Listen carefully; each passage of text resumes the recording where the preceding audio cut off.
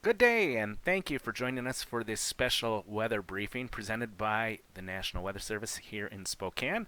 I'm meteorologist John Fox, and I'm about to give you the weather situation over the next several days.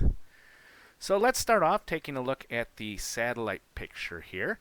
And what we can see is a bunch of storms located over the eastern Pacific right now.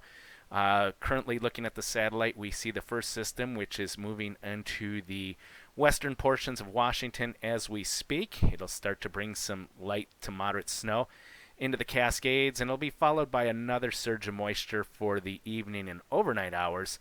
Looks like that could produce some moderate snow potential, certainly in the North Cascades. Perhaps not a whole lot of impacts elsewhere, but we'll look closer at that as we move forward.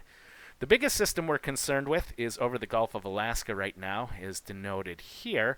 This one looks like it's going to contain the most amounts of moisture, perhaps the best wind potential as well.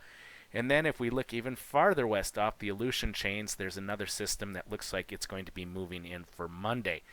The thing that all three of these systems have in common is they're tapping into some ample moisture from an atmospheric river that extends all the way west to west of Hawaii and moves into the central Pacific. So obviously these storms have a potential to produce quite a bit of precipitation as we move forward. So here we're going to break down each of these storm systems. The one for today and tonight looks like it's probably going to be the weakest of the systems, perhaps. It will bring some light precipitation, mainly to northern portions of Washington and North Idaho, with some moderate snow perhaps in the Cascades. Overall, it doesn't look like a major player for any locations. The cold front, though, that's associated with this system moves into tonight, and as a result, we're expecting some increasing winds for late tonight and into tomorrow morning. It will be dry for most locations on Saturday, at least for most of the day, but we will see those breezy conditions in the morning and some residual showers for North Idaho. The biggest system we continue to think is going to be Saturday night and Sunday. This one looks to bring moderate to locally heavy precipitation to locations near the Cascades, into the Idaho Panhandle, and perhaps extreme eastern Washington. That includes the threat of moderate to heavy snows in the Cascades, which could impact or will likely impact Stevens Pass.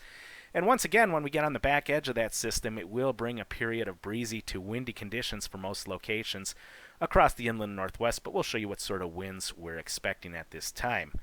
For Monday, that looks like it's going to be the last system. This one doesn't have a lot of confidence with it. There's a lot of storm track or storm potential locations, and we just don't know exactly where it's going to impact at this point. Right now, we think the main impacts are going to be for the far northern portions of Washington, into the Idaho Panhandle and the Cascades once again. However, the snow could fall quite a bit farther south than we're expecting at this time, and has the potential to impact the Monday morning commute for locations such as Spokane and Coeur d'Alene. So we'll see how that pans out. All right, so this is the 4-day outlook, just looking at some city locations across the region. And for the most part, we really don't think it's going to be a huge impact for any of the valley locations we have noted here. It really looks like, at least for the first 3 days of the forecast, from today through Sunday, the main impacts are going to be for the mountains as far as snow potential goes. And we are looking at some light to moderate rains across the valley locations. So we color-coded Sunday as being yellow for Spokane, Sandpoint, and Lewiston, and that's mainly based on the rain potential and some breezy winds as well, but not so much on the snow potential. As we look forward to Monday, we still maintain some yellow shading, meaning some minor impacts, and again, that's based on the track of the next low system for that period.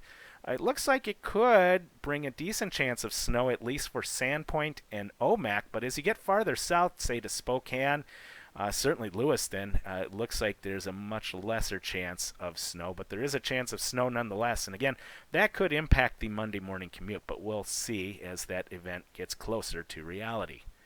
All right, so we're going to break down the storm systems now based on the snow potential. First of all, this is the one for this afternoon. It looks like light snow for most of north central, northeast Washington into the Idaho Panhandle, but mainly it's a mountain impact, and generally speaking, just 1 to 2 inches of snow or less for the mountains. However, Stevens Pass and near the Cascades would be the exception. Again, that's for this afternoon. The second round of snow, though, comes in for tonight into early Saturday, and that looks like it's going to pack more of a punch as far as the snow potential goes. We are forecasting the potential for anywhere up to perhaps a foot of snow in Stevens Pass and locations just to the east of there. This would also include the Methow Valley. We do expect lighter snow amounts there, but snow nonetheless down to the valley floors for places such as Winthrop, Mazama. They could see several inches of snow if this forecast pans out correctly. But again, the major impacts would be in the Cascade passes, including Stevens Pass and maybe even Snoqualmie, which we don't have shown here. Also, we would expect to see some light snow amounts at Lookout Pass, so for travelers planning travel eastward, expect that winter weather potential there at Lookout Pass as well, and some moderate snow amounts for the mountains of North Idaho.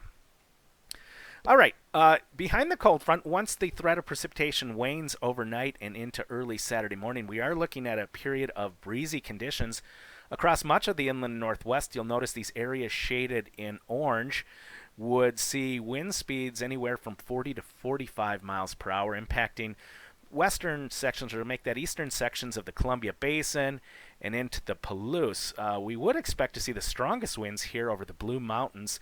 Places like Alpoa Summit theoretically could see wind gusts up to 50 miles per hour. And that would also include Mission Ridge and some of these higher terrain locations just in the lee of the Cascades. So that really looks like the main impact for Saturday morning across the region would be that wind potential. As we move forward then to Saturday night and Sunday, this one looks like it's going to be the system that produces the most precipitation, but it will have higher snow levels, and as a result, really the impacts from snow standpoint look fairly minimal.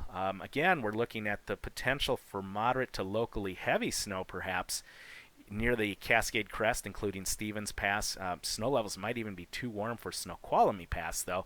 And again, we would still see the possibility of some spillover snow extending into the Methow Valley, where another several inches of snow will be possible. And we also can't rule out there may be a very small chance of some brief freezing rain or perhaps even some sleet as you get away from the crest and more toward the upper portions of the Methow Valley.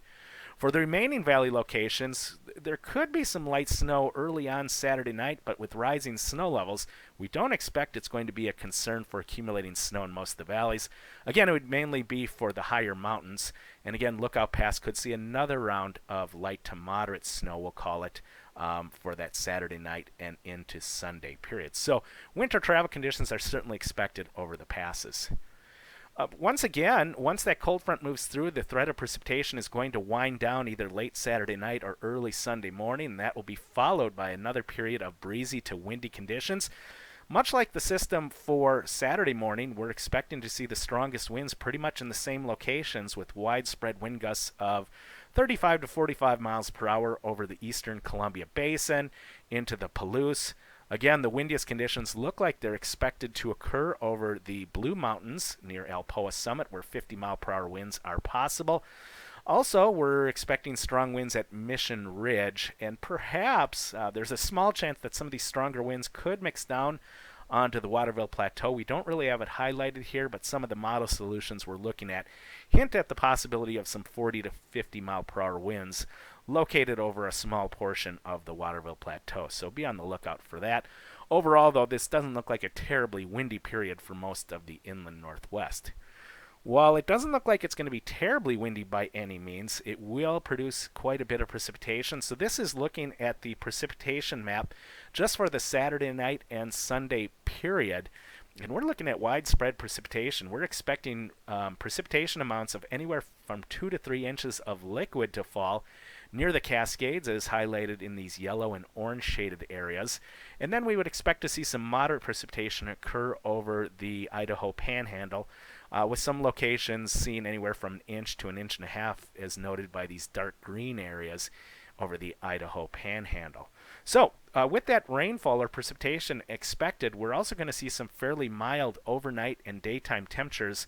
And as a result, any snow which falls over the next couple days, or any snow that's already on the ground in any locations, will likely see an appreciable melting trend over that period, with the winds moving in and the warmer temperatures. And as a result, we do expect to see some rising rivers across much of the region. We're just going to take a look here near the Cascades. The Stehekin River shows about a foot rise between now through, call it Sunday afternoon or so, and that certainly could go higher than what we're showing here. Also near the Cascades, the Peshastin River near, the Wenatchee River near Peshastin will see rises of about 2 feet during that period, mainly as a result of the warming temperatures and perhaps some snow melt. If we move farther to the east across the Palouse River and the St. Joe River near the Idaho-Washington border, we'll also see some significant rises at these rivers as well. However, at this point, we do not expect to see any flooding, and a lot of that has to do with the fact that the rivers are relatively low for this time of year, so they can accept quite a bit of water at this time. So that's the good news. Despite this ample precipitation that's moving in, it looks like the rivers, for the most part, can handle it. There could be some lowland flooding issues, but again, we don't expect anything major at this time. All right, so the last system we're going to deal with is the Monday storm system, and this is the one that could potentially be the most troubling because the models are not handling this system very well at this time. Some of the models move the storm track right over the I-90 or Highway 2 corridor, and as a result, we could see snow falling farther south than what this map is showing. Right now, this is our best guess forecast that most of the snow accumulations are going to occur near the Canadian border and again over the mountains. It's another round of moderate snow for Stevens Pass and Lookout Pass as well. We're not really showing much in the way of valley accumulations at this time, but don't be lured into thinking that it can't happen because some of the model solutions do show a colder temperatures with this system, and it also indicates the threat of snow falling farther south than we have indicated here, perhaps impacting the morning commute for Spokane and Coeur d'Alene. If we were to see snow with that, right now it looks like it would be less than an inch, but it certainly bears watching depending on what the storm track is. It might not do anything for the Spokane Coeur d'Alene area, but this would probably be the most troublesome period of the forecast just based on all those model differences at this time. So just be aware of that potential as we near the Monday morning commute time. All right, so the impact summary, looking at all the 4 days of storms, we're seeing high confidence in mountain snow, heavy at times near the Cascades. We're seeing high confidence in moderate to locally heavy precipitation from the late Saturday into Sunday period near the Cascades, the Idaho Panhandle, and extreme eastern Washington. And we do think that will bring some fairly significant river rises. Again, no flooding is expected at this time. We have moderate to high confidence in the breezy to windy conditions for Saturday morning and Sunday morning. And right now, the low confidence part of the forecast is what to expect for Monday based on the storm track. But there could be some light snow falling, which would complicate the morning commute, as well as some breezy conditions. The good news is by Tuesday and through Christmas, it looks like the weather is going to get significantly quieter as a ridge of high pressure builds in.